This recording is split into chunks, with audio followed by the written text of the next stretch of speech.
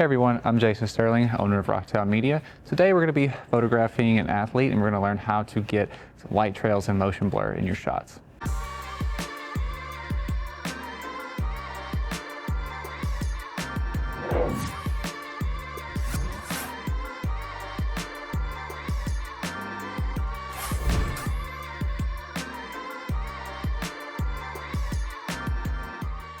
When doing these type of shots, you're going to need a continuous light source and a strobe.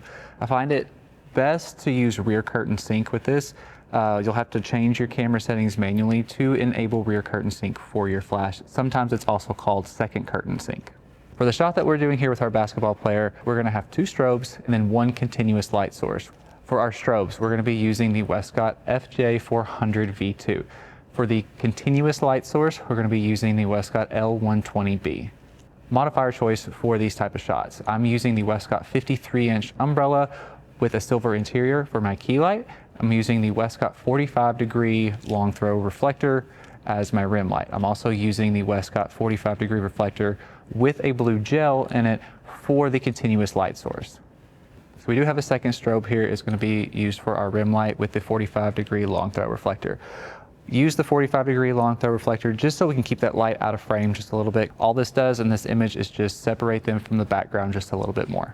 We're using the 53-inch umbrella today. It is a larger light source. We want that kind of larger light source to more evenly light our subject since he is moving across the frame. It gives us more room for error since we don't know exactly where he's going to end up every single time.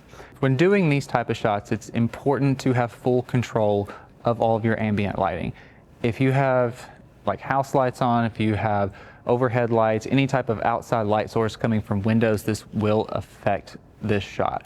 So having a dark environment and being able to control all of the lighting in this situation is a must. So we want to make the background as dark as possible for our ambient lighting, and the only light source that we're going to be using while the exposure is happening is from our continuous light source that has the blue gel on it.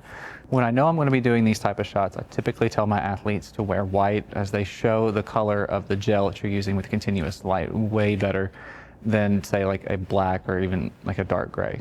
So let's talk about light placements for these shots. So our athlete is going to be moving across the frame from camera right to camera left. And I know where I want him to finish that shot, but I don't want to light it so much where it's kind of flat in front. I want to place my key light with that 53-inch umbrella just a little bit more to the side just to create a little bit of shadow on the face. I do raise my key light up higher than the athlete's head, kind of angling it down.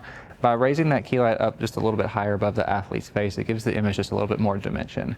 So whenever you start these shots, you're going to have to pre-focus your shot. There's no way you can focus while the athlete is actually moving because your shutter is open and the sensor is taking in light, so you can't focus while that is happening.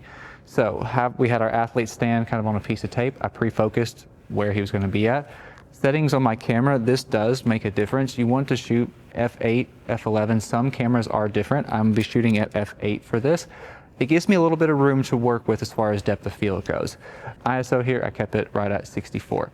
So light placement right here, he's walking into the light kind of right here where I'm at. He's going to be kind of looking at a little bit of an angle, kind of away from me at just a little bit of an angle right here. He's going to finish the shot with the ball right here. I'm going to tell him to kind of pause for just a second to hold the ball, and then I'll stop the exposure. Kind of counterintuitive when we do these shots. You would think you want to capture fast moving action that the athlete needs to move fast. Exact opposite. So when we had our athlete do these shots, I told him to actually move fairly slow through the frame. That way we can actually capture more of the light trails and the motion blur. Because the longer your exposure, the more light your sensor is going to take in, and therefore the more pronounced that blue color from that L120B light with the blue gel is going to be.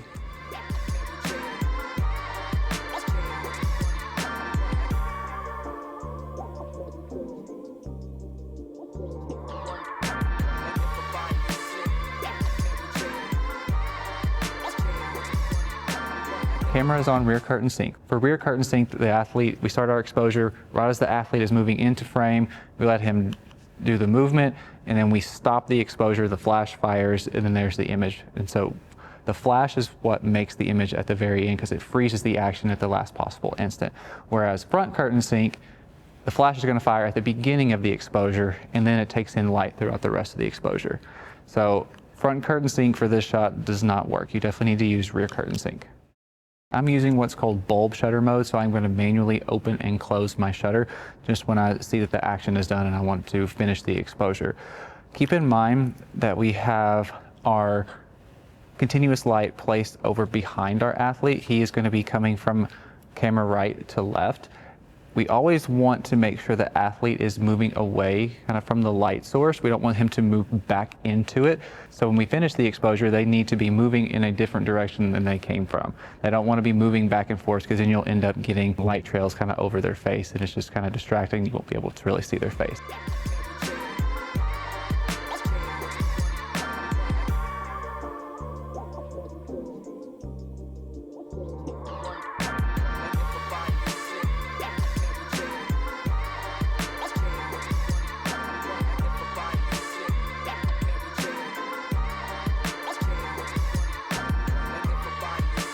If you notice, I'm doing these shots handheld. You can use a tripod if you want to, but I find it makes me less versatile and I cannot move around as much as I want to. When I'm doing these type of shots, I'll do one shot on the ground, then I may get up. I may do some camera movements by hand just to get a different look. I did this as an example right here, where I had the athlete move into frame, and while he was moving, I did a quick little pan just like that and finished the exposure right when he finished with his hand up with the ball. So we got a little bit more light on the other side of him in this shot as opposed to the other light trails that were mostly behind him. So the possibilities are actually pretty endless for this type of shot. You can create your own light trails by moving the camera. It doesn't necessarily just have to be the athlete moving to create the light trails.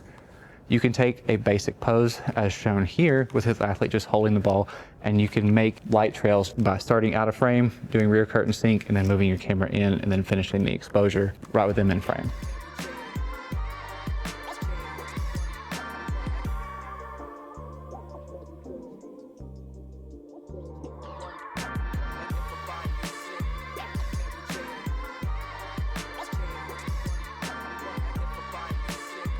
In this shot, we had the athlete toss the ball from his left to right. And by doing this, we have our light on his left side. Tossing the ball up, the ball is reflecting that blue light. You noticed before when I said he needs to be moving away from the light, and we need to finish the exposure in a different place than we actually started it to avoid having light spill kind of on their face from the light trails. Tossing the ball overhead right here, he's moved over just a little bit. I captured the ball kind of coming down right here, right before it got to his hand, and there was our finished exposure.